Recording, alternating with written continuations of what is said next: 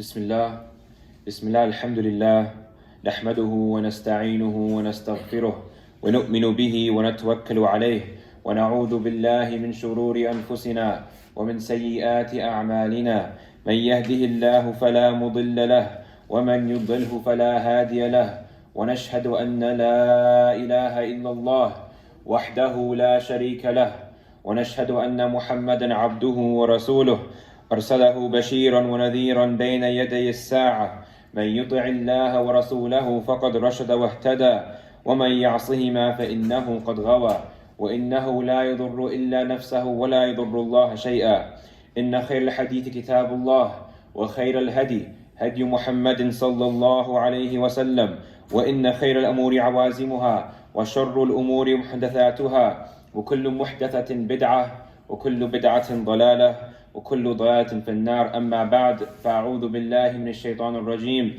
بسم الله الرحمن الرحيم قال الله تعالى في كتابه المجيد يا أيها الذين آمنوا ادخلوا في السلم كافة ولا تتبعوا خطوات الشيطان إنه لكم عدو مبين أما بعد فالسلام عليكم ورحمة الله وبركاته.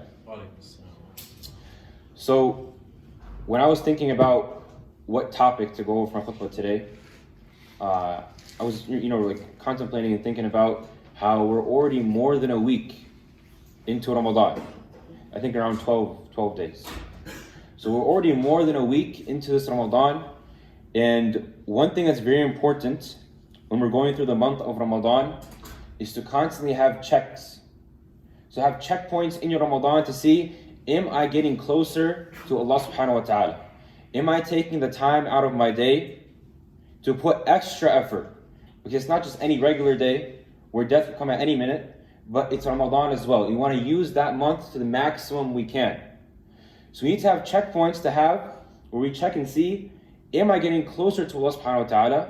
Or is it that I'm actually going farther from Allah subhanahu wa ta'ala? So, inshallah, that's what I want to cover today in my khutbah, is to understand and to kind of have checkpoints, or to have a list of points, which I'll go over, of things we can use to measure, to see if our Iman is getting stronger, if we're getting closer to Allah subhanahu wa ta'ala, or is it the opposite, we're getting farther from Allah subhanahu wa ta'ala, even though we're doing certain actions. And a quick point before I get into the list of things. Sometimes people think that if my dunya is going well, if I'm rich, if, for example, I see life is easy in front of me, then this means that I'm closer to Allah subhanahu wa ta'ala. This means that Allah subhanahu wa ta'ala loves me. This means that Allah subhanahu wa ta'ala has bestowed this on me because He loves me, or because I'm a righteous servant of His, right? And sometimes people think the opposite. Sometimes they think that if someone is, or if I'm poor, or if I'm someone who sees that life is hard for him, and life is not coming easily, then sometimes we think that, okay, this person has been hit with the wrath of Allah subhanahu wa ta'ala. This person is someone who Allah subhanahu wa ta'ala does not love. He's not coming closer to Allah subhanahu wa ta'ala. Sometimes we think like this. So I want to remind us today that this is absolutely not the case. And sometimes even the opposite, right? And for example, so we see people who are rich. We see even non-Muslims who commit the biggest sin of shirk. They're rich. Their dunya is going well. They have rizq. They have money. They have kids. They have wealth. Their life is going easy. It's going well. It's some the opposite, right? So we see that this measure of looking at dunya and looking at how good my life is going, at how rich am I, or how well am I doing in this certain area, this is not the measure we look for when trying to understand, am I becoming closer to Allah subhanahu wa ta'ala? Am I getting closer to Allah subhanahu wa ta'ala? This is something that has nothing to do with our wealth, or has nothing to do with how affluent you are in this dunya. So, to get into some of the signs that we are moving away from Allah subhanahu wa ta'ala, the first one I wanted to mention is if we find ourselves falling into ma'siyah very easily. If we find ourselves falling into disobedience of Allah subhanahu wa ta'ala very easily. For example, you find yourself that you have a very, very hard time staying away from sins. of course, that you know is a sin, right? And the reason why this is something that we can use to measure whether we're getting closer to Allah subhanahu wa ta'ala or not is because the human being, at the end of the day, you have desires, you have a hawa, you have a nafs that will push you and pull you. And only those who have the support from Allah subhanahu wa ta'ala can avoid these sins. Of course, at the end of the day, we put in our effort, we do the most we can to avoid sins, but only with tawfiq from Allah subhanahu wa ta'ala, only with the success from Allah subhanahu wa ta'ala, with He subhanahu wa ta'ala helping us in that path, then, only then can we avoid sins. And even the Prophets, alayhi salam, they would ask Allah subhanahu wa ta'ala to help them stay away and stay on the right path, stay away from sins and stay on that right path. So we see, and again, none of us have that ability or that strength to stick on the right path as the Prophets, alayhi salam. So for us, again, we have to look at ourselves. Am I someone who, even in the month of Ramadan, I find it very hard to stop swearing. I find it very hard to not backbite. I find it very hard to stay away from sins that I know are sins. Things that I know for a fact is a ma'siyah, it is a disobedience of Allah subhanahu wa ta'ala. Do I find it hard to stay away from that sin? And even more so in the month of Ramadan. So this is a measure, brothers and sisters, we have to really take it seriously. That is this something that I find hard? If I do, then وَالْعِيَاذُ بِاللَّهِ, that might mean that I'm getting farther from Allah subhanahu wa ta'ala. Allah subhanahu wa ta'ala is not giving me the tawfiq to stay away from these sins. Next, if we find ourselves slow or like not motivated when it comes to our fara'id, and especially our salah. And this is another measure that is also very, very important. If we know that something is an obligation from Allah subhanahu wa ta'ala, and we know that we are commanded to do it and we have to do it, and if we don't do it, then we are falling in sin, then we should be not just doing it, but we should be rushing to do it. Right? The description of true believers is يُسَارِعُونَ إِلَى الْخَيَارَاتِ. They rush or they run towards the khair. They run towards the good. And this isn't even talking about just the fara'id. This is also the voluntary acts, the nawafil. This is also the sunnah.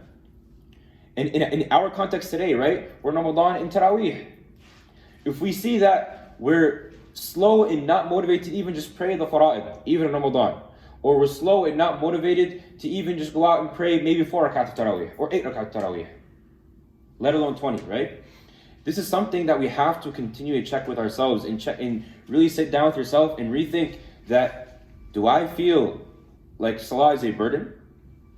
Do I look at salah as a time where this is a something that I have to do and you go lazily and you do it and as soon as you get it done, you're khalas, this is done, I'm out, done? Or is it something that I look forward to? Is it something that I want to do out of submission to Allah subhanahu wa ta'ala? This is something that I want to do because I know it's better for me. Because at the end of the day, this is good deeds for me and I need those good deeds. So this is a measure that we have to look at. We have to take as something that is like a checkpoint. Again, a checkpoint. We're 12 days into Ramadan.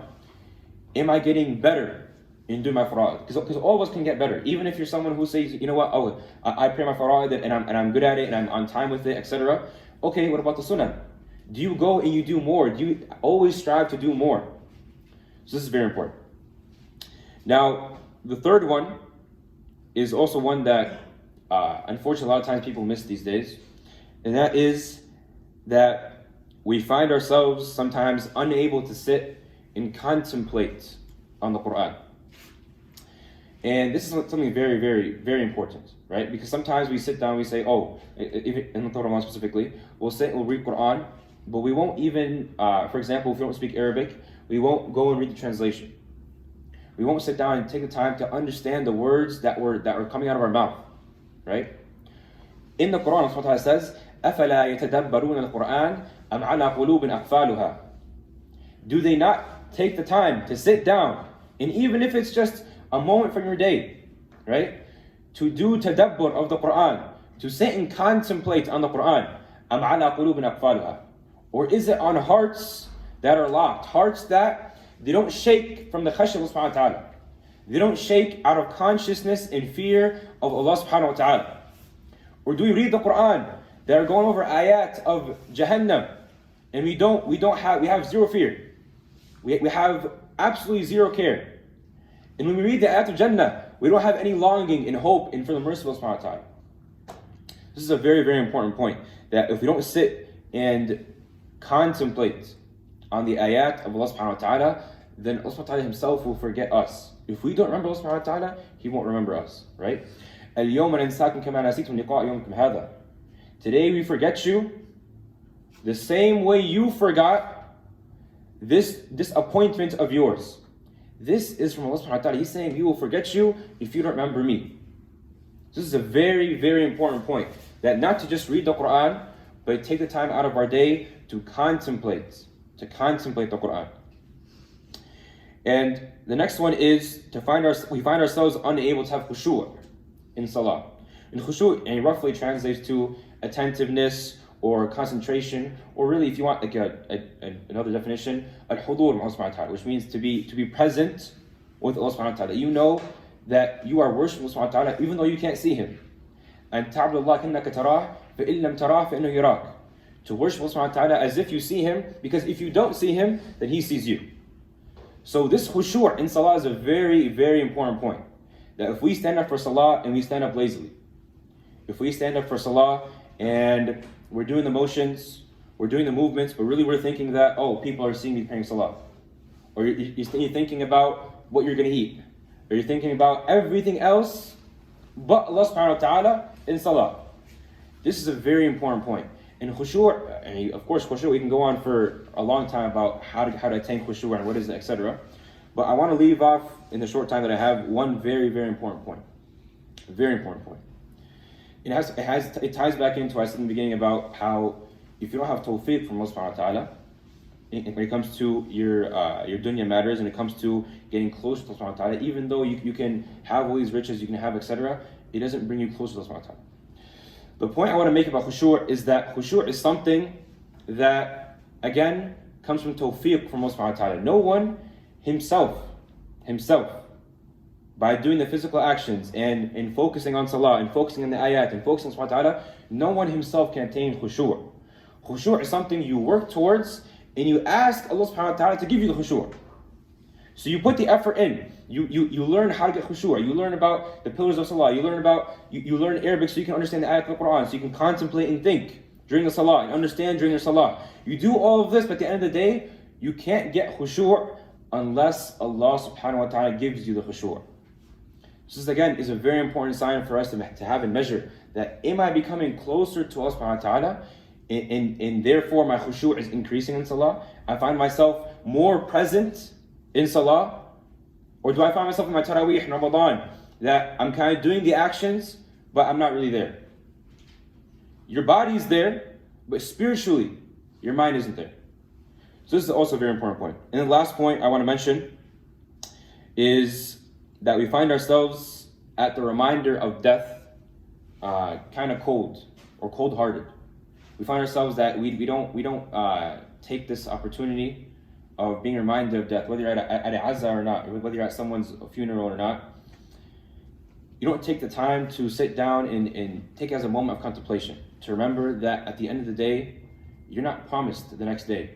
You're not guaranteed. Right now we're in a little bit over a week of Ramadan. You're not guaranteed to reach the end of the month of Ramadan. You're not even guaranteed to live after this Jumu'ah, or even right now you might pass away. So this is a very important point, that when we remember death, we have to remember this, we have to take it as a time of contemplation, in a time that our hearts should shake from remembering death. And if our hearts don't shake, then again, we have to recheck our iman and recheck where we are in terms of our relationship with Allah subhanahu wa ta'ala. أقول قولي هذا وأستغفر لي ولكم لسائر المسلمين فاستغفروه إنه هو الغفور الرحيم.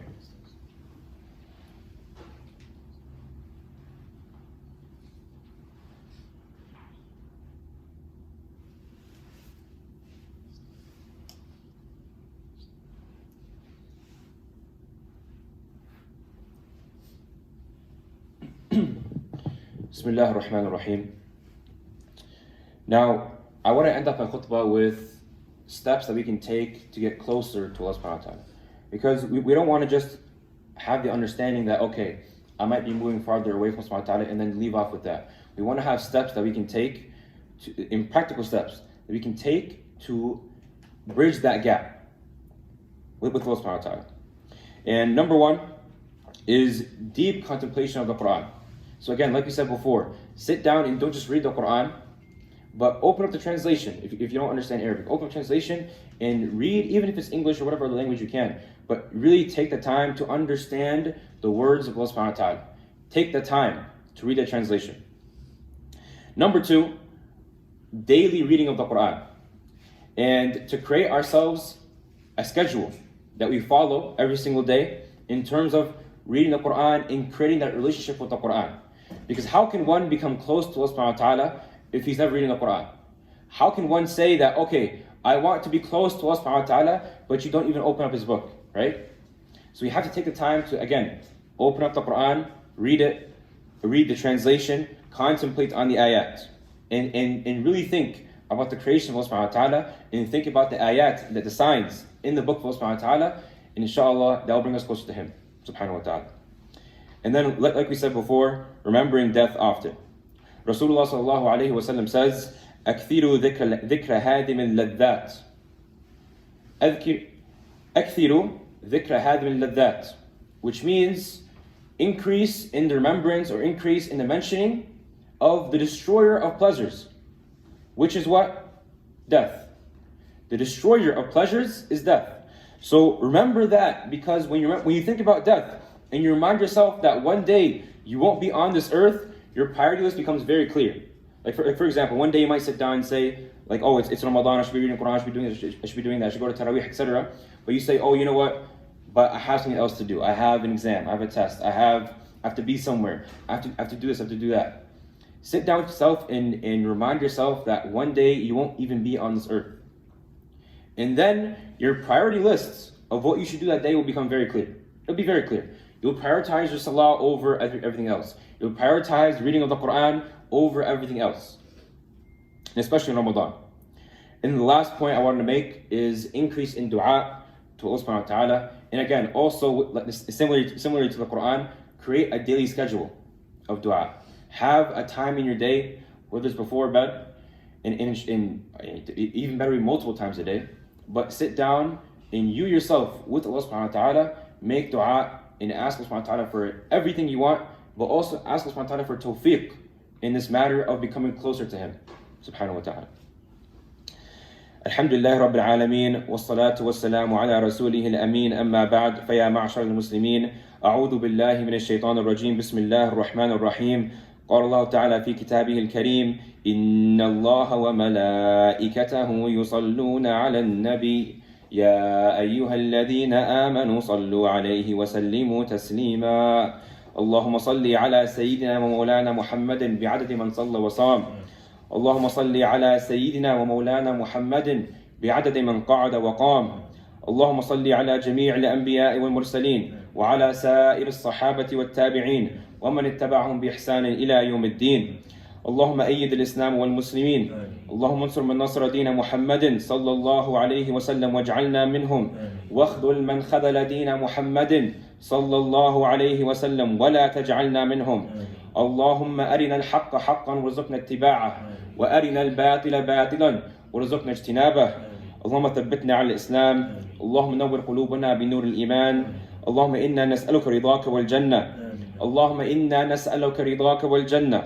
اللهم إنا نسألك رضاك والجنة اللهم ربنا إنا ظلمنا أنفسنا وإن لم تغفر لنا وترحمنا لنكونن من الخاسرين اللهم استخدمنا ولا تستبدلنا يا رب العالمين اللهم استخدمنا ولا تستبدلنا يا رب العالمين اللهم استخدمنا ولا تستبدلنا يا رب العالمين اللهم ارحم إخواننا في غزة اللهم ارحم إخواننا في غزة اللهم اعز الإسلام والمسلمين وأذل الشرك والمشركين ودمر أعداء الدين يا رب العالمين عباد الله رحمكم الله إن الله يأمر بالعدل والإحسان وإيتاء ذي القربى وينهى عن الفحشاء والمنكر والبغي يعظكم لعلكم تذكرون اذكروا الله يذكركم وادعوه يستجب لكم ولذكر الله تعالى أعلى وأولى وعز وجل وهم وتم وأكبر وأقم الصلاة